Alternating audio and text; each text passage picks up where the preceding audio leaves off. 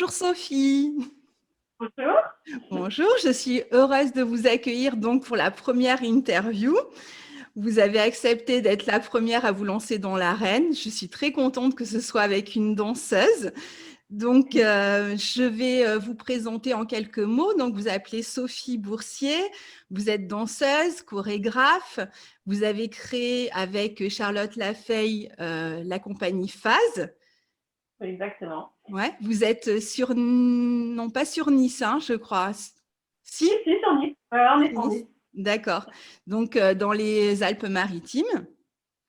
Et ça fait longtemps que vous dansez, que vous avez créé cette compagnie?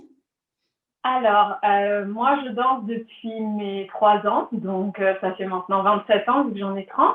Et la compagnie, elle existe depuis septembre 2014, donc ça va faire à peu près bientôt 6 ans.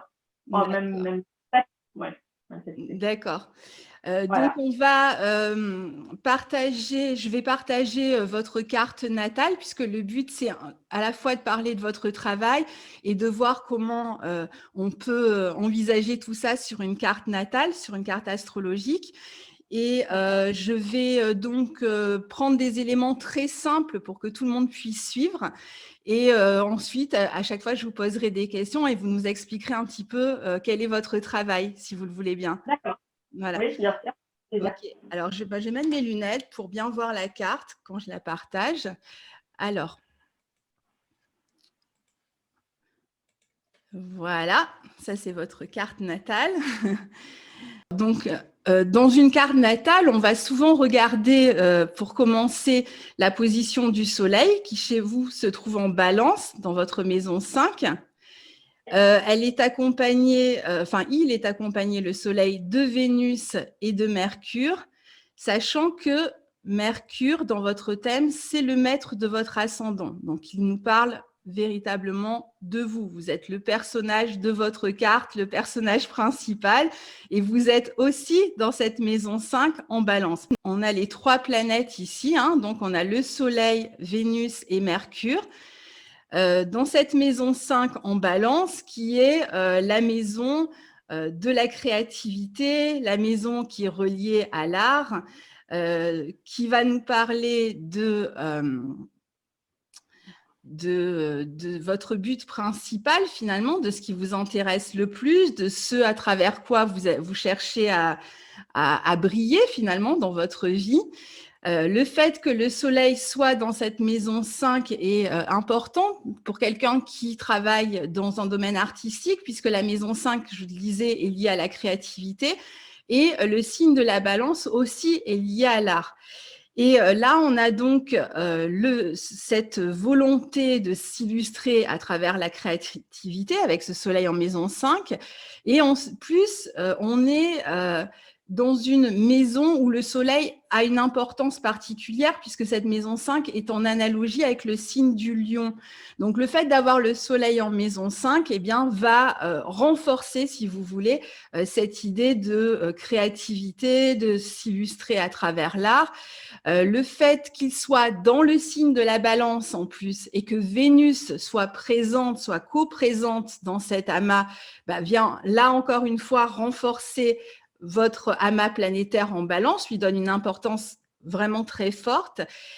En plus, Vénus est dans ce qu'on appelle son lieu de réjouissance, dans cette maison 5, les anciens appelaient ça comme ça, c'est-à-dire qu'elle va vous apporter une forme de chance dans cette maison-là, hein, de capacité à réaliser vos souhaits dans ce domaine-là.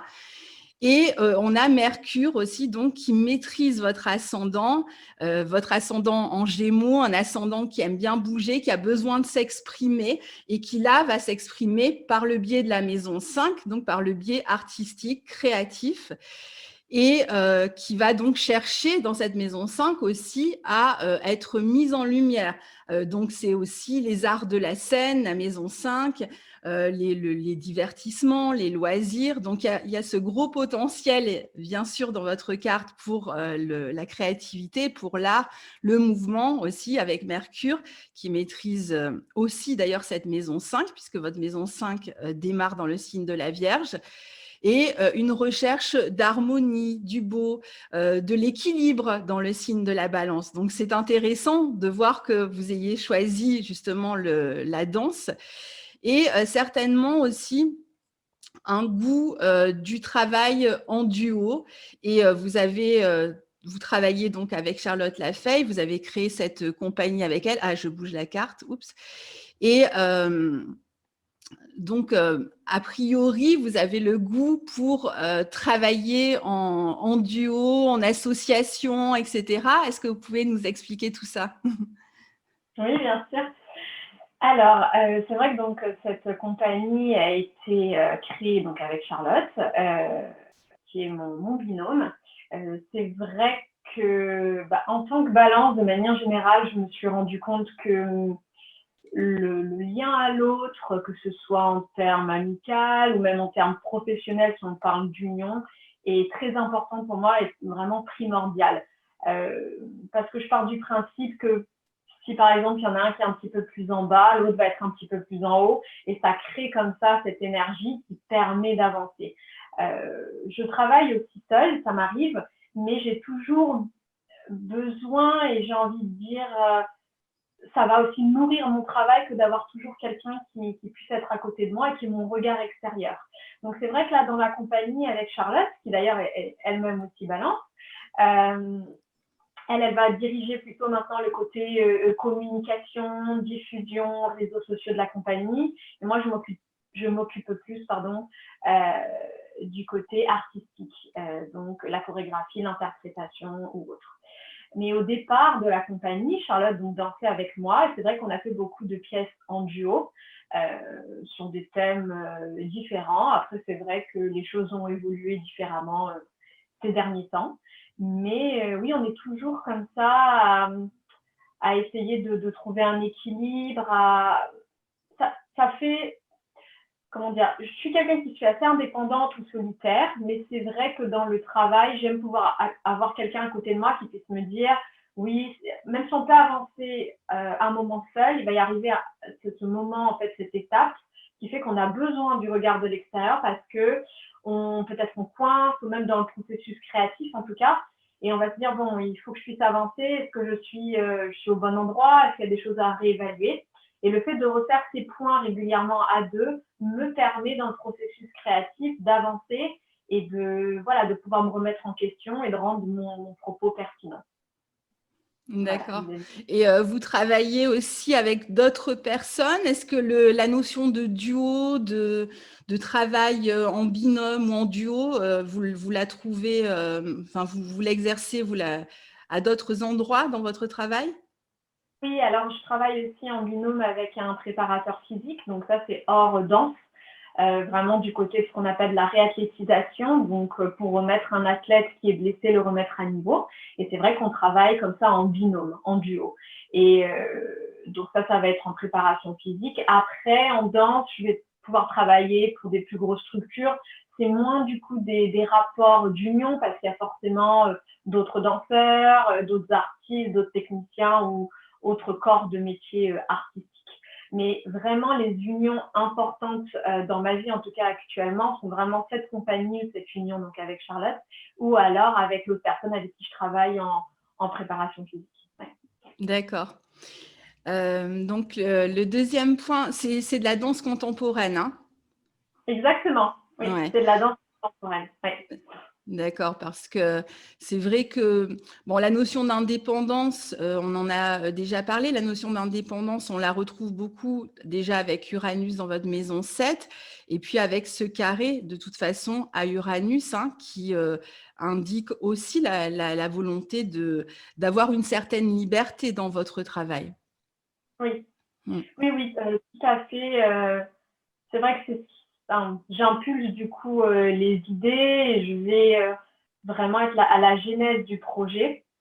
Et je vais aimer faire ces recherches seule, en fait, finalement. Donc, de réfléchir au thème, à l'essence du travail. Ça va être plutôt des recherches d'ordre psychologique ou d'ordre artistique ou même scientifique parfois, même si on ne développe pas ça forcément sur scène. J'aime pouvoir bâtir un socle, des bases, une fondation. Et après, une fois que j'ai déjà un petit peu mis ça en place, je vais partager et faire un petit peu voilà, cette évolution seule, mais toujours avec des temps de rencontre finalement au milieu qui me permet de porter mon projet et mon propos également. D'accord. Alors, le deuxième point dont on peut parler dans le thème, que j'aime bien analyser aussi, surtout quand il est significatif, comme c'est le cas dans votre thème. Alors, je vais retrouver la notation. Voilà. Voir si je peux faire une flèche, peut-être. Oui, voilà. Donc, en fait, il s'agit de votre lune, ici, et de sa relation au soleil. Alors, comme en plus, vous vous appelez la compagnie Phase, et que je crois que c'est aussi un clin d'œil aux phases de la lune, c'est ça? Oui, tout à fait. Alors, c'est intéressant parce que le moment, il ne faut pas que je bouge la carte, le moment où vous êtes né, en fait, c'est une phase de pleine lune. C'est-à-dire qu'en fait, bon, je vais supprimer la flèche pour pouvoir bouger la carte. En fait, ici, ah non, c'est pas bon. Voilà. La pleine lune, en fait, s'est déroulée certainement la veille ou peut-être l'avant-veille. Enfin, on est encore dans la phase de pleine lune. Donc, quand la lune était en bélier, elle était du coup face à votre soleil. Et au moment de votre naissance, elle est encore dans cette phase de pleine lune. C'est-à-dire qu'on va considérer cette phase de pleine lune entre 180, donc c'est vraiment la pleine lune précise, et 225 degrés, on est dans la phase de pleine lune, ce qui est le cas pour vous. Et cette phase de pleine lune montre en général des personnes qui vont avoir besoin dans leur vie pour atteindre leur but, de se mettre en lumière, puisque c'est le moment où la Lune est face au Soleil, donc reçoit complètement la lumière du Soleil. Et là, il y a l'idée de se mettre en lumière, d'être vu. Il y a souvent la recherche d'être vu dans sa vie, dans son travail, quand on est né en phase de pleine Lune. Et l'idée aussi de mettre beaucoup de sens dans ce que l'on va réaliser. La question du sens est très importante pour les gens qui sont nés dans des phases de pleine lune. Donc, il s'agit d'incorporer du sens à sa vie, mais pour vous, dans votre travail, d'incorporer aussi du sens, peut-être un message dans votre travail. Je dirais même dans votre vie personnelle, hein, si on va au-delà, peut-être d'aller vers une forme de spiritualité, parce que le fait qu'on reçoive comme ça la lumière en face fait qu'il y a une tendance aussi à aller dans son intériorité, parce qu'il y a ce mouvement comme ça d'aller vers son intériorité quand on a la lumière en face. Et donc, sont souvent des personnes qui ont besoin de plonger dans leur intériorité, qui peuvent être très créatifs, et dans une forme de spiritualité pour certains, mais ensuite qui en font quelque chose aux yeux de tous. Et puis il y a aussi c'est un rappel finalement de vos planètes en balance, parce que on a le Soleil et la Lune qui se font face, donc c'est deux polarités complètement différentes, et il y a l'idée d'intégrer la polarité de l'autre, enfin la polarité en face, hein, en soi, et c'est en général justement un point qu'on a du mal à voir chez soi, donc on a besoin de l'autre, on a besoin de la relation aussi pour pouvoir intégrer cette autre polarité, d'où aussi le repli à un moment donné pour pouvoir l'intégrer, et ce côté un petit peu spirituel, ou en tout cas une forme d'intériorité qui à un moment donné a besoin de s'exprimer pour intégrer justement cette autre polarité. Et donc, il y a un besoin, enfin, il y a un besoin de prise de conscience. Il y a la capacité aussi à avoir des prises de conscience et donc des remises en question assez fréquentes. On verra dans votre thème qu'il y a d'autres points qui en parlent aussi, hein. Donc, c'est assez intéressant parce que finalement, on a à la fois le rappel de vos planètes balance, cette idée de travailler avec l'autre, d'intégrer l'autre aussi, comme vous disiez tout à l'heure. L'autre, le regard de l'autre à un moment donné peut faire évoluer. Et en même temps, cet aspect de remise en question qu'on verra tout à l'heure avec votre Pluton extrêmement fort en Scorpion, conjoint à la Lune noire. Donc, est-ce que vous pouvez nous dire quelque chose sur ce que je viens de… Ça vous parle déjà? Ah oui, oui, ça me parle énormément. Déjà, je vais revenir sur ce dont on avait discuté par rapport au travail en binôme. C'est vrai que ce dont je vous ai parlé avant, c'est quand j'étais moi-même chorégraphe-interprète et d'avoir un regard extérieur de Charlotte. Mais il se passe aussi la même chose quand moi-même je suis chorégraphe pour une interprète. C'est-à-dire que je vais vraiment essayer de me connecter à elle. Et bon, après, c'est aussi le travail pour moi de tout bon chorégraphe et d'essayer d'aller sublimer l'interprète. Et du coup, c'est exactement… Du coup, j'en viens aussi au rapport à la Lune, où je vais essayer d'aller vraiment creuser à l'intérieur de la personne, un petit peu comme un comédien le ferait pour faire ressortir ses états. Je ne suis pas comédienne, mais je pense que c'est comme ça. Donc, je vais aller chercher vraiment loin chez l'interprète l'idée de un peu sortir de ses tripes et puis finalement qui me permettent de voir ses qualités, mais ses doutes, ses failles, parce que pour moi, c'est ce qui va être intéressant justement à exploiter ou à ce que le public voit. Et puis, en tant qu'interprète, c'est une véritable expérience que d'aller au fond de soi et de pouvoir donner ça. Donc, c'est éprouvant parce que ça demande énormément d'honnêteté avec soi et donc d'être honnête avec son public, qui pour moi, le public le ressent si vous n'êtes pas honnête sur scène. Et c'est à partir de ce moment-là que la connexion avec les gens se crée. Qu'importe votre propos, qu'importe la façon dont vous l'illustrez, les outils que vous utilisez, ça peut toujours plaire ou pas plaire. Mais au moins, vous avez essayé de transmettre quelque chose. Et je pense que les gens, ils sont sensibles. Je pense que les gens sont sensibles quand on est vraiment honnête et qu'on puisse se permettre d'être vulnérable, car la scène est une véritable mise à nu. Il y a quelque chose de juste chez vous et c'est pas émouvoir le spectateur pour l'émouvoir, mais c'est finalement qu'est-ce que ça va toucher chez lui, qu'est-ce que ça va remuer, est-ce que ça va l'énerver, est-ce que ça va faire écho à quelque chose qui se passe dans sa vie actuellement, vous ne savez jamais. Et c'est ça qui m'intéresse. C'est vraiment ça parce que finalement le mouvement est un biais, est un moteur, un véhicule d'émotion, c'est un outil, c'est la forme. Mais finalement, le fond que vous allez y donner va complètement changer la donne, ainsi que le propos.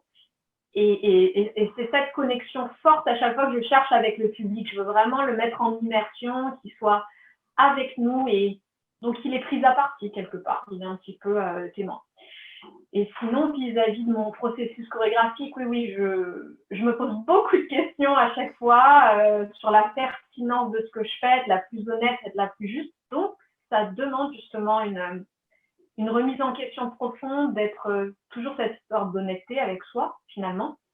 Et voilà, vraiment d'aller dans le détail et de chercher l'essence, ouais, l'essence même. Et donc, je vais faire aussi un parallèle vis-à-vis de le nom de la compagnie Phase. Donc, on a changé de nom il y a quelques mois, peut-être même 6 mois maintenant, un peu plus. À la base, le nom de la compagnie était Excedence, qui est un mot anglais qui signifie excédent. Ce qu'on aimait en fait dans ce mot, c'est cette idée d'atteindre une apogée ou un épuisement physique. Et puis finalement, après ça, qu'est-ce que le danseur va donner? Parce que souvent, il est poussé à bout.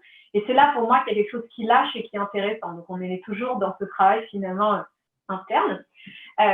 Et donc, l'idée, on cherchait un nom qui était en lien avec aussi l'idée d'onde, parce qu'on a vraiment un travail chorégraphique qui part d'une source, d'un mouvement, d'une idée et qui va se répandre. Donc, on va l'allonger, on va le répéter, on va le casser, on va le reprendre à l'infini. Et donc, cette chose qui s'expand, qui s'étend. Et puis, phase, c'est aussi cette chose d'étape. Donc, je passe à une étape après. voilà, donc ça, c'était du coup, d'ailleurs, en physique, on parle de vitesse de phase également. Et donc, petit clin d'œil également à la Lune. C'était pas voulu à la base, mais ça fait complètement sens. Oui, alors moi, je suis vos vidéos depuis 1 an maintenant, et vraiment, ces points de rendez-vous à chaque fois entre la nouvelle lune et la pleine lune, où est-ce que j'en suis, ou alors 6 mois après. J'aime bien regarder ça un petit peu, ça me permet de me situer où j'en suis dans ma vie, comment j'ai avancé. Et donc, je trouve que c'est très intéressant. Puis la lune, c'est relié à l'intuition, à la prospection, enfin, je ne vous apprends rien. Mais ouais, il y a quelque chose de plus occulte, mais pas dans le mauvais sens du terme, un petit peu de caché, de mystérieux, et donc finalement des choses auxquelles on n'a pas forcément accès au grand jour, ou alors qu'on ne voit pas chez les gens. Et donc d'aller faire ce travail chorégraphique vis-à-vis de moi-même ou d'une interprète, de vraiment aller creuser dans tout ça, c'est quelque chose qui me passionne. En fait, je n'aime pas traiter des sujets superficiellement, ça ne m'intéresse pas du tout. J'ai l'impression de perdre mon temps, donc je préfère pas le faire, avant que je suis obligée. Mais vraiment, d'aller dans la consistance du mouvement, dans l'état de corps, voilà, ça c'est des choses qui me traversent et ouais, qui me transcendent vraiment beaucoup. D'accord. Voilà. Oui, je vais repasser avec votre carte là. Il y a pas mal de choses auxquelles je pense quand vous parlez là. Déjà, la question de la remise en question, on va la retrouver vous avez un grand carré T, la lune opposée Pluton, lune noire. En plus, on a une lune en exaltation, on en parlera tout à l'heure, en taureau, et donc face à Pluton en domicile, conjoint à la lune noire, tout ça au carré de Jupiter. Donc, j'imagine qu'il y a à la fois une remise en question chez vous, permanente, mais peut-être aussi la volonté de bousculer quelque chose, peut-être chez le spectateur, de remettre en question des vérités, des dogmes, peut-être, non? Oui, alors jamais l'imposer, mais la suggérer, la proposer. Il y a une idée de radicalité dans notre travail, c'est-à-dire que je reviens toujours à cette essence du thème. On ne peut pas traiter de tout sur 1 heure de pièce, c'est bien évidemment impossible, donc il y a des choix qui sont faits. Et nous, par exemple, avec la compagnie, là, les 3 dernières pièces, on a eu on a traité d'une relation corps-cycle. Donc la première pièce traitait du corps machine au sein d'un cycle d'obsolescence programmée. Donc comment est-ce que le corps devient jetable? Oui, ce qui est un petit peu violent quand on l'entend comme ça. La deuxième pièce, c'est le corps sensible au sein de la relation amoureuse. Donc là, on est encore dans une autre thématique, un autre état de corps. Et la dernière, donc du coup, un de mes solos que je suis en train de créer, qui est donc le corps intuitif au cours du cycle de la vie. Voilà. Donc il y a toujours ce lien pour l'instant, parce que c'est un triptyque en fait de 3 pièces. Après, on va traiter d'autres choses. Mais oui, j'aime mettre en... Alors, je ne fais pas être quelqu'un forcément qui va être très provocatrice, donc quitte à faire des choses peut-être obscènes sur scène ou qui sont complètement délurées, hyper extraverties, c'est pas mon tempérament. Mais par contre, je les mets, et je les propose et les gens disposent finalement, ils l'ont. Mais oui, je vais avoir, c'est pas forcément politique, mais l'humain me passionne. Et je pense que c'est intéressant aussi de questionner son comportement, quel est l'impact qu'il va avoir sur la société, sur lui, sur l'autre, sur les autres. Et c'est ça que j'aime mettre en lumière, parce qu'on est la base de toute chose et on est responsable de cette planète, et que finalement, nos actions, qu'elles soient influencées par d'autres, influencées par soi ou l'environnement, va avoir un impact, forcément. Et donc, j'aime quand même que la personne, elle aussi, finalement, spectateur, se remette en question et se dise, bon, ok, j'avais peut-être pas vu ça forcément comme ça, d'où l'intérêt du travail en binôme, de considérer d'autres points de vue, d'autres angles qui forcément enrichissent à un moment donné le propos. Ouais, c'est intéressant.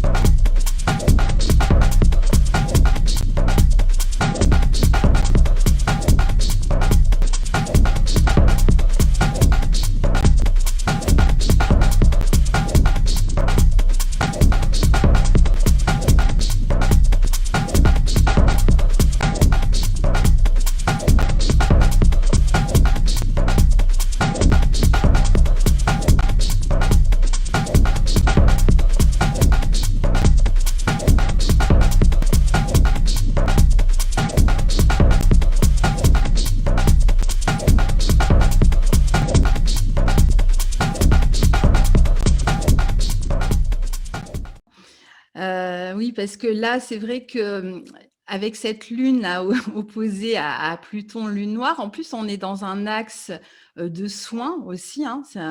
C'est assez intéressant de le voir comme ça sur cet axe-là. Je crois que vous travaillez un petit peu aussi dans la préparation du corps. Voilà. Euh, c'est vrai que là, on a vraiment, je crois que vous travaillez aussi avec un psychiatre de temps en temps. Oui, exactement. Voilà, Oui. parce que c'est vrai que ce Pluton conjoint lune noire et d'autres éléments de votre thème, hein, même cette lune en 12, peut être intéressé justement dans le rapport corps-esprit. Hein. La lune en taureau est incarnée, mais elle est quand même en maison 12.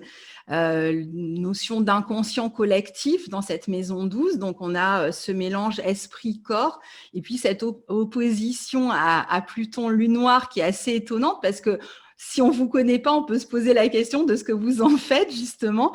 Et il y a une espèce de radicalité dans cette conjonction-là, hein, assez forte, qui pourrait être vécue de différentes manières. Il y a un besoin vraiment d'aller au bout des choses, de les épuiser. Peut-être. Alors, il y a ces thématiques. Vous parliez d'un spectacle sur l'obsolescence programmée qui fonctionne très bien avec cet aspect, il y a l'idée d'épuiser peut-être pour purifier d'une certaine manière avec cet aspect-là.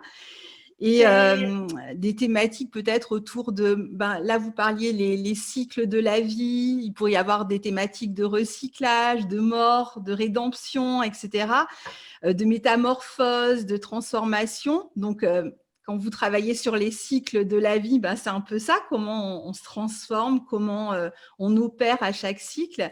Et il y a peut-être un goût pour, je vous disais, la psychologie, peut-être l'ésotérisme aussi.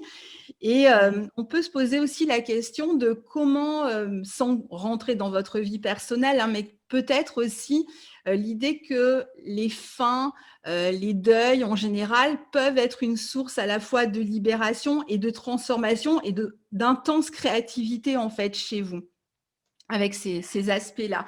Et puis, peut-être en plus aussi, je dirais une forme de difficulté avec l'autorité, avec toute autorité, surtout abusive. Oui, tout à fait. Par rapport à tout ce que je viens de dire, ça, là, c'est pareil, ça vous parle, ça...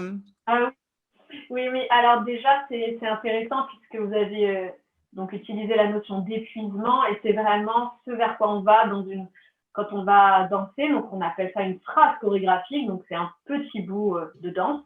Donc, ce petit bout, je vais l'épuiser. C'est toujours ce que je dis. Donc, je vais le répéter, l'amplifier, le diminuer, l'arrêter, le reconsidérer. Et donc, il y a ce truc d'épuiser la phrase et d'avoir une chose et de comment est-ce qu'on l'épuise et puis finalement, donc ça peut être aussi pour un danseur à vivre physiquement, et donc finalement l'épuiser et qu'est-ce qui se passe et qu'est-ce qu'on fait et donc le spectateur est aussi témoin quelque part de cet épuisement et je pense que c'est là aussi que vous réussissez, en tout cas pour ma part, à l'impliquer, à se dire et de voir qu'en fait quelque chose d'autre peut émerger. Alors pour moi c'est aussi un parallèle avec la vie de ces moments où on va tourner en rond, ressasser des choses, etc. Et ce moment de dire, bon, j'ai fait tout ce que j'ai pu, je lâche prise. Et donc là, comme par magie, souvent, les choses arrivent au lieu de résister comme ça. Donc c'est vrai que j'ai moi-même vécu des choses un petit peu compliquées ces derniers temps, mais je pense que je ne suis pas la seule. Oui, des deuils, une rupture, un deuil vraiment, d'un décès. Et donc, me suis permis vraiment d'aller accueillir mes émotions, de les comprendre, finalement de les traverser.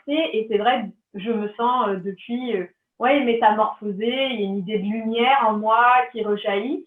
Et peut-être aussi parce que finalement, donc je me demande, c'est pas mon Pluton en Scorpion, ce truc de je vis une étape difficile, je ne le vois pas comme un obstacle, mais je vais le voir comme une marche, une étape à passer, en fait, finalement. Pour moi, c'est pas, c'est pas une défaite. Voilà, ce n'est pas une défaite.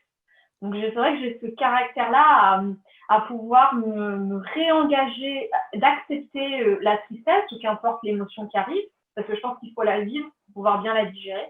Et une fois que je l'ai fait, je vais pouvoir, bon, maintenant, qu'est-ce qui se passe? Donc, voilà, et tout doucement, en m'écoutant, sans presser, j'arrive à rebondir sur les choses. Mais c'est vrai que même vivre les pièces sur scène, je ne suis pas la même au départ de la pièce qu'à la fin.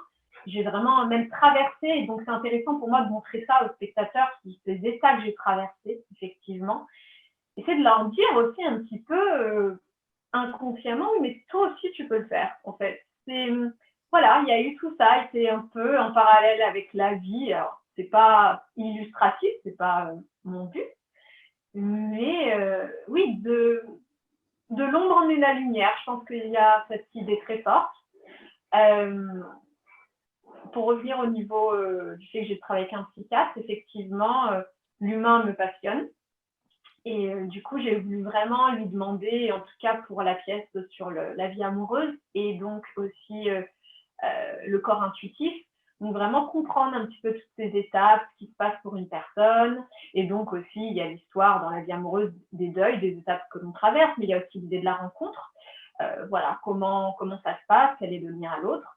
Et dans le corps intuitif, vraiment de prendre de la genèse, donc le fœtus dans le ventre de la mère, et donc de tous les sens qui se mettent en éveil, et de comment après dans ma vie, ma perception finalement influence qui je suis, car notre réalité, c'est notre réalité, mais elle dépend des filtres aussi qu'on lui met. Ma réalité n'est pas la vôtre, ou ça dépend du vécu et de l'expérience de chacun et de finalement ce qu'on en fait.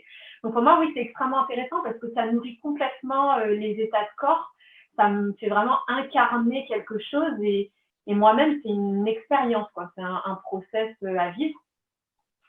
Et en ce qui concerne l'ésotérisme, oui, depuis un an, ouais, c'est vrai qu'il y a un éveil pour moi à tout ça, même si mes parents étaient déjà sensibles à l'astrologie, aussi à la spiritualité. Donc, j'ai baigné dedans sans vraiment baigner dedans non plus, parce que mes parents ne sont pas médiums, moi, à moins que je ne le sache pas.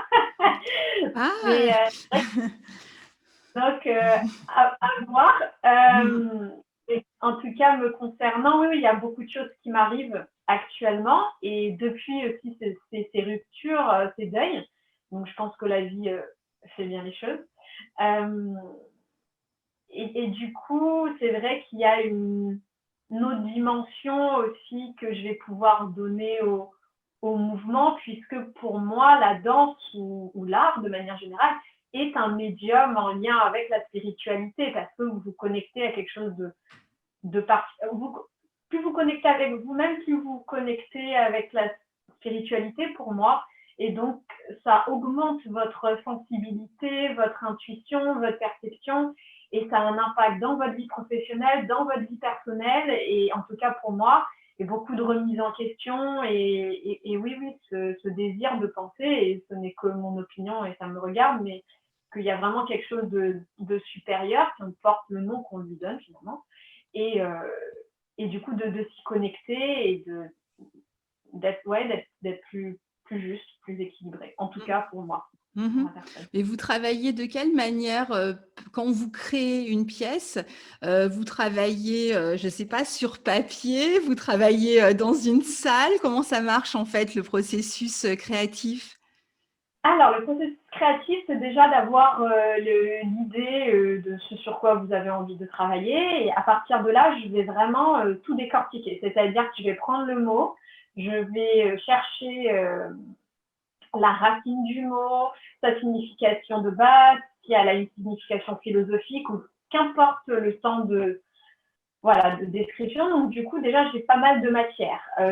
En fait, c'est un processus créatif, c'est un peu comme un entonnoir. Vous cherchez beaucoup, vous avez beaucoup d'idées, vous allez chercher à droite, à gauche, puis au fur et à mesure, vous écumez jusqu'à arriver vraiment au point central. Donc là, il va y avoir beaucoup de recherches, d'écrits. J'écris beaucoup, je vais regarder beaucoup de vidéos, je vais lire beaucoup, voilà, je m'intéresse. Donc là, en fait, c'est votre Mars en Gémeaux à la base qui se met en marche quand vous démarrez. Celui qui va chercher les informations, qui écrit. Oui. Faire plein de choses en même temps, c'est exactement ça. C'est ça. Et puis après, une fois que les mots ont émergé, on va aller en studio, on va les mettre en mouvement, on va improviser. J'écoute aussi beaucoup de musique, c'est souvent moi qui choisis les musiques, ou alors quelqu'un va pouvoir les composer, mais je donne toujours les les indications, parce que j'ai moi-même fait de la musique étant plus jeune. Et du coup, voilà, et les choses vont commencer à émerger, et puis une phrase chorégraphique, et puis on fait comme ça des allers-retours sur le thème, parce que forcément, parfois, vous vous reperdez un petit peu, hop, on recentre pour donner plus de sens, toujours par rapport à notre propos. Donc, c'est souvent des allers-retours avec le propos, avec la musique. Je suis très, très connectée à la musique. C'est essentiel, même pour moi. C'est la base de... Ou à la non-musique. Hein. Je travaille aussi avec le silence, mais pour moi, c'est une musicalité interne. Voilà, par rapport à ça. Et vous aviez parlé de l'autorité. Oui. Oui, ça, c'est vrai que c'est de plus en plus affirmé chez moi.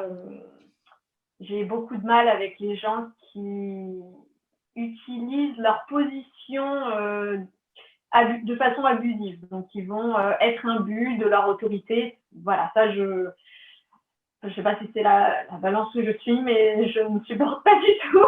Je dirais que c'est plutôt la balance au carré d'Uranus et puis ce Pluton conjoint Lune noire. C'est pas tant la balance en soi Non, que le fait qu'elle soit carrée comme ça à Uranus, à vos planètes en Capricorne. Oui, oui, oui.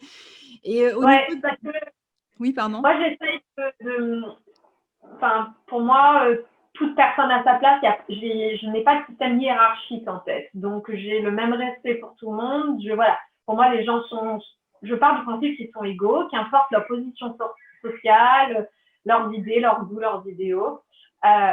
Et du coup, quand je vois quelqu'un qui utilise voilà, sa position de façon abusive, bah, avec moi, ça ne se pas du tout. Alors, je suis diplomate, hein, mais je vais vite faire comprendre que, voilà. Et puis, je ne peux pas travailler avec ce genre de personnes. L'humain, pour moi, est trop important, que ce soit dans mes pièces, mais dans les partenariats que je fais, je vais vraiment choisir même des interprètes pour leur humanité, en fait, en tout premier lieu, parce que finalement, c'est leur humanité qui va ressortir sur scène. Et donc, voilà, j'ai besoin de gens humains dans le partage, dans la collaboration, et donc voilà, ouais. D'accord. Je vais remettre votre carte. De toute façon, la question de la musique, elle est, j'imagine, essentielle pour un danseur, mais c'est vrai qu'avec une lune en taureau, surtout en 12, il y a un véritable goût pour la musique. Mais cette lune, oui, au niveau de la musique, vous faites comment? Vous m'aviez parlé, je crois, d'utiliser un IRM sur scène, enfin un son Oui. Alors d'IRM non, sur scène. Alors, on va pas l'utiliser sur scène. Alors, pour le processus musical, ça va dépendre du thème de la pièce. Par exemple, la première pièce, donc Obsolescere, sur l'obsolescence programmée, ça avait été une création avec de musique électronique. Et donc là, en fait, j'avais mis l'idée au compositeur de faire vraiment un décrescendo, c'est-à-dire d'avoir des sons très fournis au début avec plein de couches et puis au fur et à mesure d'enlever des couches pour arriver à la fin sur une nappe sonore. Voilà. Transviré, ça va être un artiste que j'ai écouté, un artiste coup de cœur. Et donc, il y a eu voilà, certaines musiques de lui. Après, j'ai demandé aussi à des compositeurs de faire certaines nappes sonores sur les transitions. Mais je vais toujours impulser l'atmosphère que je souhaite à la musique. Si ça va être quelque chose de plus rythmé, plus mélodieux, avec un tempo ternaire, binaire, une nappe sonore ou quelque chose de très fourni, que ce soit les instruments ou autres. Voilà, c'est souvent moi qui suis à l'origine de l'état en fait de la musique sur lequel j'aimerais voilà, travailler parce que ça va conditionner le mouvement, donc c'est extrêmement important. Et souvent, ce qu'on va faire, alors quand c'est composé, déjà on travaille avec le morceau tel quel. Si ce n'est pas le cas, on va demander au compositeur de nous fournir une piste, par exemple d'une atmosphère de 2-3 minutes. Nous, on va pouvoir la mettre en boucle sur l'ordinateur si on a besoin de travailler dessus. Et puis, à un moment où on crée, on va revoir le compositeur en lui disant « Oui, est-ce que là, ce serait possible d'allonger d'1 ou 2 minutes ?» ou alors, au contraire, de faire un cut. On va faire ces allers-retours constants entre la musique et la chorégraphie qui permet à la fin d'avoir un ensemble cohérent pour la pièce. Ah oui, c'est un travail complet que vous faites hein, quand même. Vous êtes à tous les postes. On retrouve encore une fois la polyvalence de Mars Gémeaux. Et oui, et puis, Ouais, Je dirais que même là, avec ce Saturne en Capricorne, qui est un peu il est en domicile, hein, vous avez des positions fortes, Pluton en domicile, Vénus en domicile, qui maîtrise la balance, la Lune en exaltation en Taureau, Saturne en Capricorne, sont des positions extrêmement fortes dans votre thème. Et il y a cette idée avec ce Saturne en Capricorne d'une espèce d'architecte, vous voyez, qui contrôle le grand œuvre. Ouais. C'est très bien dit. Alors après, ouais, c'est ça, c'est l'architecte d'impulser finalement des idées, mais de respecter complètement les autres corps de métier, car voilà, je ne suis pas musicienne, ni couturière, ni DJ, ou ni, voilà, je sais pas, ingé son, ingé lumière, mais toujours d'impulser, d'avoir vraiment des idées, de laisser faire, et puis après de revenir et de moi prendre la décision de réorienter. Non, ça va plus servir mon propos, il faut qu'on revienne comme ça. Mais toujours considérer le point de vue de chaque corps de métier, car c'est leur métier. Donc voilà, cette idée d'être humble et modeste vis-à-vis de ça, parce qu'eux aussi ont des choses à vous apprendre. Donc toujours de les considérer, mais de revenir toujours au propos de la pièce pour voir si ça sert le projet. Voilà. Ça, je suis un petit peu, du coup, celle qui va un petit peu contrôler ça, parce qu'on peut vite se perdre, comme j'expliquais avant. Mais toujours ce respect de la collaboration et de peut-être la personne a un point de vue que moi je n'avais pas considéré. Je me dis oui, mais c'est ça, en fait, c'est comme ça que mon propos peut être servi. Donc voilà, d'où l'importance de l'humain aussi dans la collaboration. Oui, c'est une espèce de chef de travaux, mais ça n'empêche pas chacun de faire son travail. Voilà, ça. Et au niveau des thématiques, c'est vrai que la Lune en Taureau en exaltation, elle va s'intéresser à toute la sensorialité. Vous en parliez là tout à l'heure, le travail sur les sens. Et je vous avais posé la question en off de cette Lune en Taureau. Je retrouve beaucoup de terre chez les danseurs en général.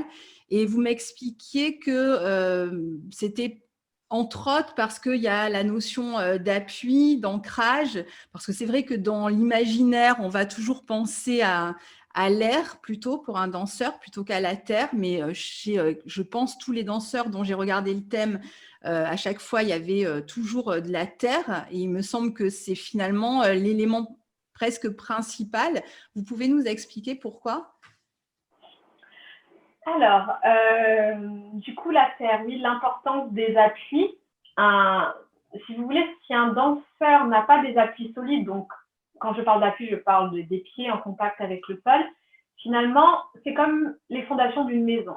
Si les fondations d'une maison ne tiennent pas debout, le reste va s'écrouler. C'est exactement la même chose pour un danseur. Il y a la notion de poids, donc d'apesanteur, c'est ce qui nous régit, et donc de pouvoir rester sur ses pieds.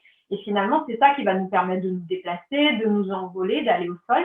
Moi, je fais de la danse contemporaine, donc par exemple, le sol est extrêmement présent dans la danse contemporaine, donc peut-être ce rapport-là. En jazz aussi, ils sont très ancrés. En danse classique, ça va être plutôt plus léger. Mais toujours, ils ont besoin, pour s'envoler, d'être très ancrés.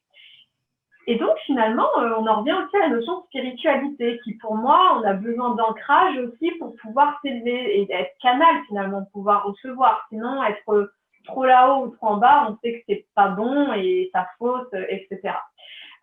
Donc oui, pour moi, un danseur a fondamentalement besoin de s'ancrer, de vraiment ressentir cette racine, ces racines, la connexion au sol, qui va complètement influencer le mouvement. C'est-à-dire que si un appui n'est pas solide, comme je vous l'expliquais, le reste ne va pas suivre. C'est une sorte d'énergie, finalement, de fluidité. Et c'est vraiment le sol qui nous donne la force pour sauter, pour nous envoler. Quand on fait des chutes, c'est lui qui va nous accueillir. Donc voilà, peut-être ce rapport à la terre, et puis aussi la terre, quelque chose de très organique. Et donc, la danse contemporaine est très organique. On est sur des états de corps. Donc, il y a aussi ce lien-là, ouais, très présent. Oui, le fait aussi qu'on travaille avec le corps, hein, justement.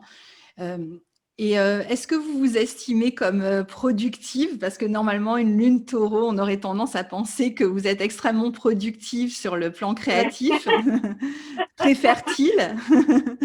Oui, oui, oui, on me le dit souvent. Une amie qui m'associe à l'idée de surhomme en philosophie. Ah Donc, oui. j'aime la productivité. Si je travaille, c'est pour être productive. Mais c'est pas dans l'idée comment dire, de travailler beaucoup, beaucoup, beaucoup. Parce que pour moi, en fait, c'est pas dans la quantité, mais dans la qualité de votre Mhm. travail que vous la productivité. Mais c'est vrai que je suis très productive et j'en ai besoin hein, de faire beaucoup de choses différentes. Bah, je fais mon Mars en Gémeaux. Mais oui, oui, j'ai besoin oui, de rendement, mais aussi de lâcher prise aussi parfois sur cette idée de rendement finalement, puisque d'accepter qu'il y a une notion de temps. Et donc, du coup, je considère pas forcément la productivité comme quelque chose de négatif ou comme il faut être productif, mais Mhm. accepter que parfois on ne soit pas. Et puis d'autres fois, oui, c'est aussi accepter l'instant présent et l'état d'être de chacun. Euh, mais mais c'est pour ça aussi peut-être que j'y vais plutôt à l'essence des choses, parce que je pense que plus on va à l'essence, plus on s'en rapproche, plus on est productif. Plus on divague, moins on l'est. Et donc, du coup, d'aller à l'essence des choses rend quelque chose de plus transcendant, de plus linéaire. Et on atteint, du coup, plus facilement. Mais ça demande quand même un certain temps avant d'être justement juste et honnête avec soi pour aller à la productivité. Donc finalement, c'est le travail au préalable qui va être plus lent, mais la productivité, du coup, d'autant plus rapide, puisqu'elle aura été vraiment mise solidement en amont.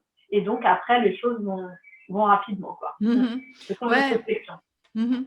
On peut imaginer, je vais reprendre votre carte, on peut imaginer que le travail, vous me direz si ça vous parle ou pas, on peut imaginer avec cette lune en taureau extrêmement féconde comme ça au carré de Jupiter, qui est une phase extrêmement productive avec beaucoup d'idées, enfin voilà que ça sort, c'est l'abondance au niveau de l'imagination, de la créativité. Et puis qu'il y a une phase comme ça, peut-être ensuite d'épuration, comme une phase d'épuration, c'est-à-dire on a cette abondance et puis on va couper, on va supprimer jusqu'à temps qu'on arrive à une espèce d'essentiel en fait. Je ne sais pas si c'est comme ça que vous travaillez. Et c'est ça, c'est ce que je viens de vous dire, c'est très Ouais, bien résumé. ouais, ouais. Ouais, c'est cette idée d'entonnoir Mm. jusqu'à arriver au point vraiment central. Ouais. Ouais, Et je pense qu'une fois qu'il est trouvé, après le reste se propage rapidement. Voilà. d'accord. Donc, mais ce temps-là de le trouver est forcément long parce que il y a beaucoup de remises en question, il y a beaucoup de points de vue, il y a beaucoup d'angles différents. Et c'est un moment où on trouve la chose. Après, du coup, elle est plus facilement exploitable. Et ouais, et on l'amène à se développer grandement. Ouais, ouais c'est l'idée. Mhm, d'accord. Et puis, bon, pour voir un petit point encore pour terminer sur le thème, et après je vous poserai une autre question. C'est ce Jupiter-là en maison 3 conjoint au nœud sud. Donc, il est intéressant parce qu'il maîtrise votre maison 7. Et on peut se poser la question ici de comment finalement, ce Jupiter en 3, il est intéressant pour l'intégration dans son environnement. Il peut avoir aussi la volonté de transmettre quelque chose, donc toujours la notion du sens qui est importante, du message, je dirais même peut-être une forme avec votre Saturne qui vous rend extrêmement responsable, de responsabilité par rapport à ce que vous transmettez aussi, mais peut-être la notion je dirais presque de porter les autres d'une certaine manière, de les amener à la lumière Ouais. et à un moment donné, d'être soit contrainte, soit c'est vous qui le décidez, vous me direz, mais peut-être de les lâcher, c'est-à-dire de les porter quelque part et puis à un moment donné de s'en éloigner ou ce sont eux qui s'éloignent, je ne sais pas exactement, mais avec… Non, mais c'est très fort ce que vous venez de me dire, c'est pour ça que je rigole. Euh, alors, est-ce que c'est toujours dans le processus créatif ou aussi la vie personnelle? Parce que ça me parle beaucoup pour les deux. Bah, dites-moi comme vous voulez ce Ouais. que vous avez envie de partager en fait, oui. Oui, en fait, je pense que Alors, ça c'est un point de vue très personnel, donc voilà, c'est ma responsabilité, mais j'ai la sensation souvent de voir chez l'humain euh, une personne qui va paraître peut-être pas bien aux yeux des autres pour X ou Y comportement, de voir en fait au-delà, de voir plutôt l'âme, de voir un peu le potentiel des gens. D'ailleurs, c'est ce qui parfois aussi m'a un petit peu perdue, euh, parce que finalement, le potentiel de la personne, c'est aussi elle-même qui décide de se réaliser ou pas.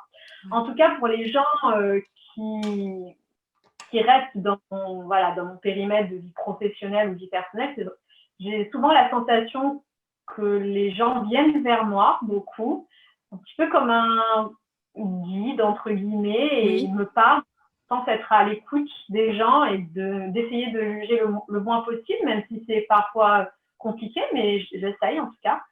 Et je sens que je suis là aussi pour les accompagner souvent et leur émettre mon point de vue. Et du coup, toujours dans cette idée, donc je vais faire le parallèle avec le processus créatif, de proposer, qu'ils puissent en disposer et de se dire, bon, qu'est-ce que je fais de ça? Et c'est vrai qu'après, les gens, peut-être au bout d'un moment, vont évoluer. C'est un peu comme le papillon, enfin la chrysalide qui va s'ibérer, c'est cette idée-là. Mais c'est vrai que, alors non, je ne vais pas les contraindre, je leur propose, excusez-moi. Mais c'est vrai que j'ai été parfois dans des relations plus personnelles, même d'ordre sentimental, ou de l'idée de un peu sauveur-sauvé. Oui, il y a eu cette position-là, et finalement de comprendre que une personne qui n'a pas envie d'être, enfin, ne peut pas être aidée, et qu'à un moment donné, on peut impulser, on peut être l'épaule, mais on ne peut pas faire pour l'autre. Et ça, j'ai vraiment compris ça ces derniers temps d'un point de vue personnel. Voilà, de proposer, de disposer, parce que je pense que j'ai cette propension-là et j'aime vraiment profondément aimer les gens et les aider plutôt. Et donc après, c'est pas grave si ils décident de partir, ils partent. J'accueille aussi ça, le fait que les relations, certaines sont là pour durer, certaines sont là juste pour passer un cap dans votre vie. C'est vraiment la notion de comment on voit les choses. J'ai pas de possessivité, je n'aime pas la possessivité moi-même, donc je ne suis pas comme ça avec les gens, je n'ai pas envie de les retenir. Voilà, c'est leur décision. Mais oui, j'aime, et c'est ce que j'aime du coup chez les danseurs aussi, de pouvoir voir leur lumière, leur flamme intérieure et comment je vais pouvoir la faire rayonner. C'est très important et c'est vraiment un acte désintéressé de ma part. C'est qui je suis au plus profond de moi. Mais qui du coup, il va falloir aussi que je régule parce que les gens qui ont tendance à beaucoup venir peuvent un petit peu après abuser de manière générale. Donc je dois travailler sur le fait de aussi rester centrée sur moi et d'être consciente de quand je suis disponible pour pouvoir aider les gens, mais quand je ne le suis pas, de m'accorder ce temps. Mais ça, j'apprends ça avec l'âge et les années d'expérience. Oui. Mais j'ai cette sensation d'être un peu, surtout ces derniers temps avec l'éveil spirituel, un guide pour les gens. Et donc, du coup, de me servir de mon expérience et de mon vécu, qui sont souvent des choses fortes, et du coup, de l'accueillir, de m'en imprégner et de comment, du coup, mon expérience peut-être aider quelqu'un.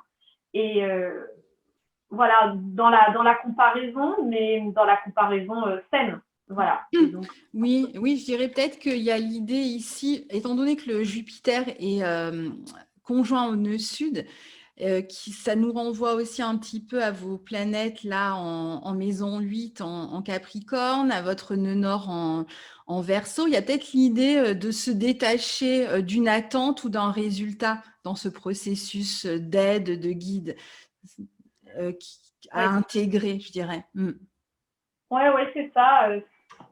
Alors là, par exemple, la question de la productivité, pour moi, est complètement hors sujet, dans le sens où si ça peut apporter un mieux-être à quelqu'un, si ça peut apporter un sourire à quelqu'un, je le ferai vraiment avec plaisir. Voilà. Ça, D'accord. Donc, sinon, je voulais vous poser la question de si quelqu'un vous avait influencé, un danseur, une danseuse. Est-ce que vous avez quelqu'un que vous avez pu… Parce que justement, là, tout à l'heure, je vous parlais de la phase de pleine lune. Souvent, c'est les personnes qui sont nées en phase de pleine lune commencent par avoir une espèce de soit de gourou, soit de personnes qui vont un peu porter au nu, idéaliser, parce que c'est encore cette idée de personne extérieure qui permet d'intégrer quelque chose en soi. Est-ce qu'il y a quelqu'un qui vous a servi de modèle, connu ou pas, hein, d'ailleurs, hein, pas… Alors, c'est vrai que j'ai commencé très tôt, j'ai commencé à 3 ans et demi, mais au début, je n'avais pas forcément de modèle. Il est vrai qu'après, j'ai commencé à m'intéresser à l'histoire de la danse, donc ce qui se faisait aussi actuellement en danse, étant plus jeune.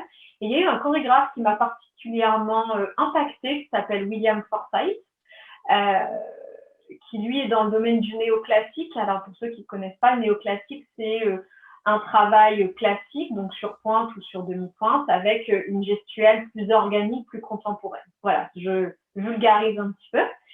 Et j'ai aimé en fait de suite le fait qu'il amène les danseurs dans des positions aberrantes, à accélérer le tempo jusqu'à ce que les danseurs ne puissent plus danser, ou alors aller dans des grandes amplitudes, toujours dans ces histoires de limites en fait au final.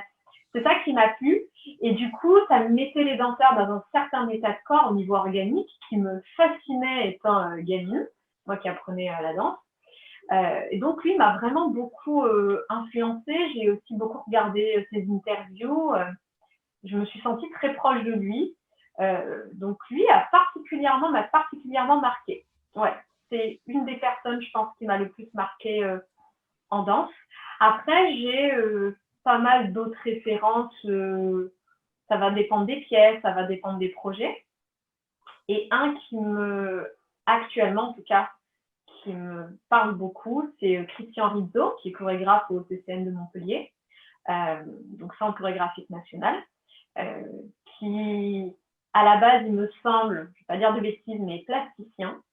Et j'aime l'humanité de ses pièces, j'aime ses intentions, là où il emmène ses danseurs, sa simplicité. Il a un côté aussi scientifique dans sa démarche qui me parle beaucoup parce que je me sens très comme ça également, sans rentrer dans des équations ou autre.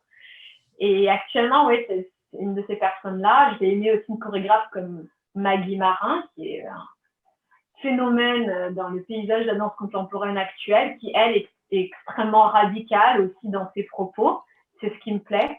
Ou alors une Pina Bausch qui vraiment travaille sur les états, sur l'humain lui-même, dans des scènes très quotidiennes, finalement, habillée souvent ses très belles robes de soirée, ses costards, et qui va faire des choses complètement aberrantes. Et là, il y a une honnêteté qui me fascine. Ouais. Ouais, ce que j'aime bien aussi chez elle, c'est le fait qu'elle emploie parfois des danseurs d'âge même bien avancé, des personnes âgées, hein, même parfois dans ses pièces. Ah, elle a même fait des adolescents. Elle a fait tous les âges. C'est ce que j'aimais chez Pina, c'est vraiment cette idée de qu'importe l'âge, même qu'importe parfois le background, parce qu'elle a travaillé avec des adolescents qui ne dansaient pas forcément, et de voir où est-ce qu'elle les emmène. Bon, c'est plus de la danse-théâtre, Pina, mais je trouve ça fascinant. Et là, quelque part, voilà, elle sublime en fait l'interprète avec les moyens qu'il a, les outils. Et puis souvent, elle arrêtait ses danseurs en leur disant non, mais c'est pas juste. C'est pas juste. Elle arrivait à voir si vous mettiez un calque ou pas, et ça ne m'intéressait absolument pas d'ailleurs. Je me souviens, c'est une petite anecdote, qu'apparemment, il y a des danseurs qui ont fait une audition pour elle il y a très longtemps, quand elle était encore de ce monde. Et donc, elle a fait des roulés-boulés au sol en audition pendant 1h30. Et il y en a un qui s'est levé et qui a dit « Non, mais ça suffit, je m'en vais, j'en ai ras-le-bol. » Et bien, elle a pris cette personne-là. Voilà, à l'audition. Donc, elle cherche des personnalités et du coup, parce que là, ça sortait de ses tripes, il en avait vraiment ras-le-bol et du coup, c'était ça qui l'intéressait, Pina. Voilà. D'accord. Il y a quelque chose de, je sais pas, de très zen finalement, qui fait penser à parfois des maîtres zen qui vont pousser comme ça à bout leurs disciples, que ce soit chez vous, dans ce que vous expliquez de votre travail ou dans les personnes qui vous intéressent. J'ai l'impression que ce qui vous intéresse, c'est qu'est-ce qui se passe quand on a laissé passer, on a mis la coquille derrière soi, quand on est démasqué d'une certaine manière quand quand on est vraiment à nu, hein, c'est ça le terme, quoi. Mais c'est ça, parce que si vous pensez à un enfant, il n'a pas de barrière, pas de limite, les choses sortent telles quelles. Plus on grandit, plus on va rentrer dans les dogmes de la société, ses lois, ses limites, il faut faire ci, il faut faire ça. Ou même le danseur, quand il se construit, il va accumuler tout un bagage technique dont il a besoin, attention, mais en fait, on va être formaté. Voilà, on va utiliser ce terme-là, on est formaté. Finalement, moi, ce que je veux faire et ce qui m'intéresse, c'est de déconstruire tout ce qui a été construit. J'ai envie de déconstruire pour après replanter la graine et qu'elle s'élève finalement différemment. Et c'est ça que je trouve intéressant et qui un interprète, ça va différencier un technicien, qu'importe le domaine au niveau artistique, d'un interprète ou d'un artiste. D'accord. C'est ça la différence. C'est qu'est-ce que je fais de mon bagage technique, qui est finalement un outil pour me permettre ou alors est-ce que cet outil est juste la finalité en soi? Pas pour moi en tout cas, sinon je ne ferais pas de l'art. Voilà. Oui, mais c'est super intéressant ce que vous expliquez parce qu'en fait, le signe de la balance, c'est un signe qui est plutôt poli, qui est plutôt justement, qui porte le masque social, qui va essayer de plaire, de séduire, donc essaye de comprendre ce qui plaît à l'autre pour pouvoir lui donner ce qu'il attend. Et là, dans votre thème, justement, il y a ce carré à Uranus, ce carré aux planètes en Capricorne. Moi, je considère un carré entre les deux amas, là, en Balance et en Capricorne. Et c'est ça qui est intéressant, c'est qu'en fait, vous déconstruisez, en fait. Et tout à l'heure, je vous parlais d'architecte avec Saturne en Capricorne, mais il est en maison 8. Donc, la maison de la mort, de la transformation, mais de la déconstruction aussi. Donc, en fait, il déconstruit avant de construire Saturne ici. Donc, c'est extrêmement intéressant de voir comment vous avez équilibré finalement cet amas qui aurait pu faire de vous juste une interprète avec juste la balance, hein, si on n'avait pas eu les aspects. Et là, en fait, il y a énormément de profondeur grâce au carré au Capricorne, grâce aux planètes en Capricorne, grâce à votre conjonction Pluton, enfin, tout un tas d'éléments du thème. Je ne vais pas tous les citer, mais c'est vrai que finalement, oui, c'est intéressant de voir que le signe de la balance ne vous a pas absorbé, en fait, que vous êtes parti, vous êtes allé au-delà. Alors, en fait, ce qui est très intéressant, c'est qu'aussi, pour moi, dans le processus créatif, ce sont les limites qui permettent la créativité. Si il n'y a pas de limite, finalement, tout est possible comme rien n'est possible. Finalement, d'avoir une contrainte et un cadre, c'est ce qui va permettre de dire, bon, j'ai cette contrainte, j'ai ce cadre, donc comment est-ce que je suis créatif à l'intérieur de ça? Comment est-ce que je revais d'intérêt et de trésors d'imagination pour faire au mieux de ce que j'ai. Donc pour moi, la créativité, elle réside là. Et c'est comme ça que vous poussez les limites. Après, en termes de balance au niveau social, ce que vous avez empathie, de faire bonne figure, ça va être plutôt… Alors en fait, je vais l'utiliser à des moments qui me semblent opportuns en fonction des personnalités que j'ai en face de moi. C'est pas manipulateur, mais c'est de tirer le meilleur de la situation. J'ai beaucoup, étant plus jeune, aimé absolument plaire à tout le monde, donc je suis très balance, voilà. J'ai fini par comprendre que plaire à tout le monde, c'était plaire à n'importe qui, mais que la première personne à qui je devais plaire, c'était moi-même. Voilà, pour mes 30 ans. Et du coup, je vais dire que si je dois amener des projets, parce qu'on doit chercher des partenaires ou autres, j'arrive de plus en plus à comprendre ce qu'ils ont envie d'entendre. Donc, encore une fois, c'est pas manipulateur, mais c'est d'avoir cette finesse de pouvoir porter le projet parce qu'il y a un intérêt peut-être un peu opportuniste, mais c'est un bon intérêt. C'est pas pour faire du mal aux gens, chose vraiment que je ne suis pas du tout. Toujours pour porter mon projet, trouver toutes les possibilités, tout analyser, les failles ou autres où je puisse aller pour pouvoir porter mon projet. C'est quand même un monde difficile, il faut pouvoir Bien entendu, ouais. Mais c'est toujours un argumentaire qui a du sens et je ne mens pas et je ne fais pas de coups bas, je n'écrase pas pour mieux m'élever, c'est pas du tout l'idée, mais avoir cette intelligence finalement de pouvoir amener comme on peut, faire preuve de malice, hein, peut-être un peu. Oui, oui, oui. Oui, comme vous voulez. Oui, bah, vous utilisez votre matériau, c'est très bien. Ça sert Voilà. aussi nos intérêts, hein. C'est là pour ça aussi. Oui, oui. Voilà, il faut bien que ça serve à quelque chose. Bien sûr.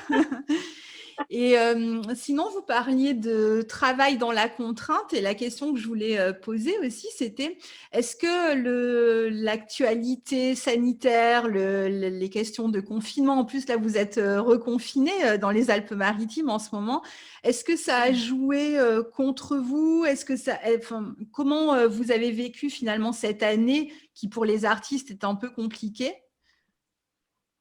Alors, je vais parler, moi, personnellement, parce que je Oui, pense que j'ai une situation un petit peu plus différente. Euh, alors, moi, déjà, ce premier confinement, ça a été un temps de pause dans ma vie qui, comme, voilà, j'étais partout, à droite, à gauche. Donc, je me suis posée, ça m'a fait beaucoup de bien de me reposer, de poser les choses. J'avais besoin de ce temps de pause, donc je l'ai accueilli à bras grands ouverts. Ça a permis, c'est la jeunesse de projet, donc de faire un travail de fond sur de la recherche, voilà, toujours ce travail créatif, ce fameux entonnoir, et du coup de me projeter plus tard. Donc si vous voulez, oui, j'ai eu quelques dates et représentations annulées, dont une en particulier, on ne sait même pas quand est-ce que ce sera reporté, puisque c'était censé être dans un musée, donc compliqué actuellement. Mais après, j'ai eu la chance, la grande chance d'être juste à côté de Monaco et de pouvoir travailler avec eux en tant qu'interprète. Je travaillais pour l'Opéra de Monaco, qui eux étaient ouverts et peut-être une des seules structures en Europe à jouer. Donc voilà, en novembre et janvier, j'ai fait ça. Et après, on peut continuer quand même à aller s'entraîner dans les studios, donc à continuer à être créatif, tout en faisant un travail, en tout cas pour moi, étant aussi en charge d'une compagnie, on a beaucoup de travail de mailing, de rendez-vous avec les programmateurs, pour faire des tableaux financiers pour les subventions, pour être en lien avec l'administratrice. Enfin, il y a beaucoup, beaucoup de travail sur ordinateur, donc soit administratif, soit finalement créatif, mais pas encore mis en mouvement. Donc finalement, je ne me suis pas sentie vraiment, comment dire, empêchée, parce que j'ai pu quand même danser. À chaque fois, c'est tombé à des moments, même quand je travaillais en France, où c'était OK, donc c'était très bien. Là, par contre, ce qui va poser problème, mais qui va poser problème pour beaucoup de monde, c'est comme pendant un an, les programmateurs avaient établi cette programmation, cette planification, tout a été chamboulé. Et du coup, il faut soit voir si des reports sont possibles après, soit si c'est pas possible, il y a des annulations. Et donc, ça va être très compliqué de se refaire programmer dans les théâtres parce que il y a déjà tout ce qui n'a pas été fait qui va être fait. Donc, tout va prendre beaucoup plus de temps. Et financièrement, ça va être aussi du coup plus compliqué. Donc ça, c'est une réalité. On parle de retour à la normale pas avant 2023 au niveau culturel, de pouvoir faire reprogrammer ses propres projets. Après, je pense que ça va être aussi une question de chance et si telle personne n'est pas possible d'être reprogrammée à ce moment-là, il y a un créneau qui se libère et du coup, hop, d'y aller. C'est, je pense, les deux cas de figure ou alors des projets programmés dans 3 ans peut-être. Ouais. Mais c'est vrai que là, on va avoir besoin du soutien de l'État parce que financièrement, même au niveau, moi je suis intermittente du spectacle, ça va être, ça va être très compliqué. Ça va être compliqué.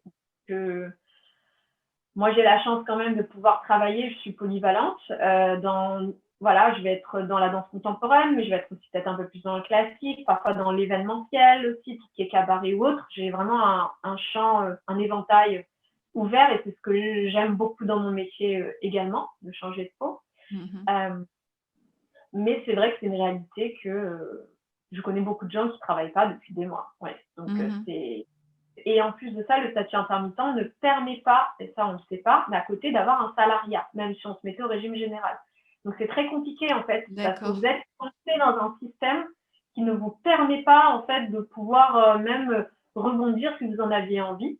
Et voilà, donc je suis pas là pour faire une critique de l'intermittence du spectacle, mais c'est quelque chose qui du coup est bloquant aussi, sécurisant mais bloquant. Voilà. D'accord. Voilà. Et justement, pour terminer, si vous voulez nous parler de vos projets, il y a une dernière chose que je voulais évoquer Oui. par rapport à votre thème.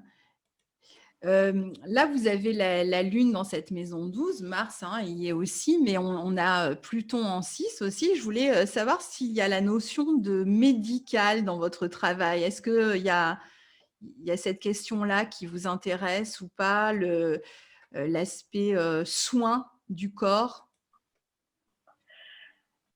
Alors,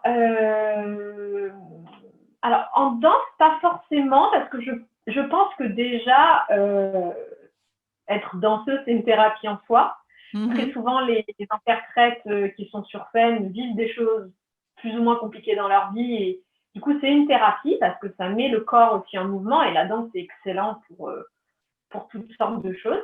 mhm. Après, je pense que ça va plus se retrouver vis-à-vis de mon travail en préparation physique, donc orienté sur la réathlétisation, et donc d'avoir des gens qui sont blessés ou qui ont été opérés, qui ont des prothèses ou autres, et de devoir les remettre en selle quelque part, et donc de bâtir un programme pour que les muscles se remusclent, que tout dans le corps se rééquilibre. Voilà, ça c'est vraiment le travail. Et dans la réathlétisation, il y a beaucoup aussi de travail de euh, sensation, puisque finalement, une personne qui a été blessée, si c'est une blessure plus ou moins grave, va avoir cette appréhension de oh là là, non, ça risque de me faire mal.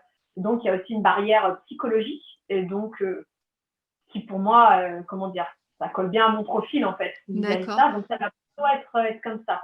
Après, au niveau médical, moi, je m'intéresse beaucoup à tout ce qui est thérapie douce ou alternative, ce qui est naturopathie, éthiopathie, lithothérapie, avec les huiles essentielles, phytothérapie, voilà, toutes les médecines alternatives, oui, me passionnent beaucoup, personnellement en tout cas. Donc, je me Mhm. traite beaucoup, quasiment qu'avec ça maintenant.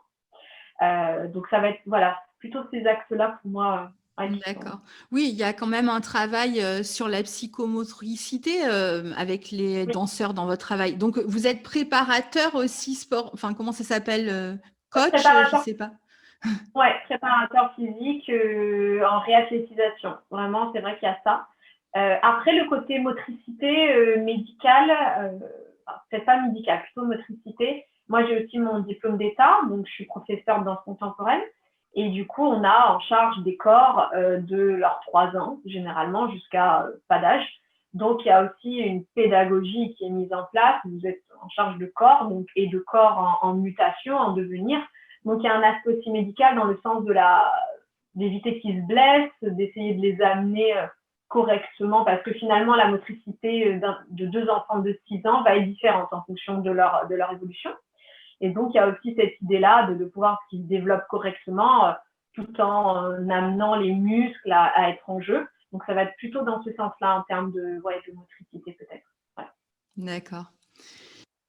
Et donc, pour terminer, vous avez des projets particuliers? Vous allez produire un spectacle bientôt ou quand? Finalement, est-ce qu'on a des dates?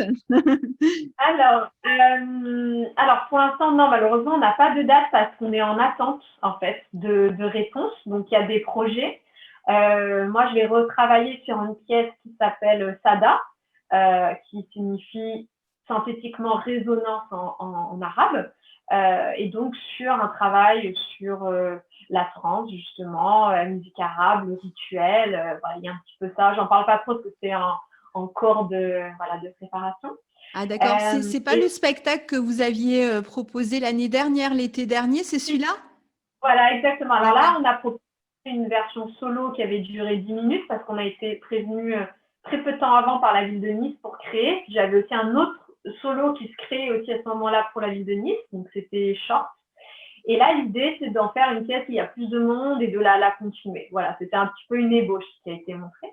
D'accord. Il y a aussi le projet de Perception, qui est donc un solo que j'ai chorégraphié et que j'interprète, qui là du coup est pour l'instant en stand-by. On cherche des partenaires et aussi de continuer le travail. Donc là, voilà, c'est encore du travail de mailing, de recherche ou de rendez-vous aussi beaucoup.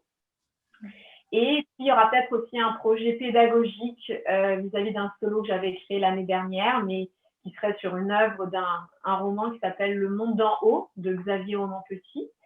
Très, très intéressant en science-fiction, mais pour enfants, mais qui est tout à fait, je vous conseille ce livre, très, très d'actualité finalement.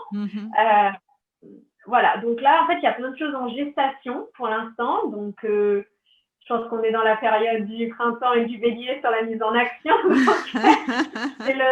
Tout l'hiver, là, il y a eu la réflexion. Et là, je pense que les choses voilà, vont bouger. Mais après, voilà, on peut nous retrouver sur les réseaux sociaux ou autres. Je vous remercie, Sophie, en tout cas, d'avoir participé à ce premier entretien. C'était très intéressant pour moi. Et puis, je suis extrêmement heureuse que ce soit vous et la danse qui démarrait cette première série d'entretiens. Merci à vous, c'était vraiment un plaisir. Et puis de pouvoir concrètement mettre des mots et verbaliser le processus créatif, pourquoi j'en suis arrivée là, pour moi, c'est passionnant et c'est aussi une mine d'or d'infos que je vais continuer à exploiter pour mes créations. Ouais, donc je vous remercie.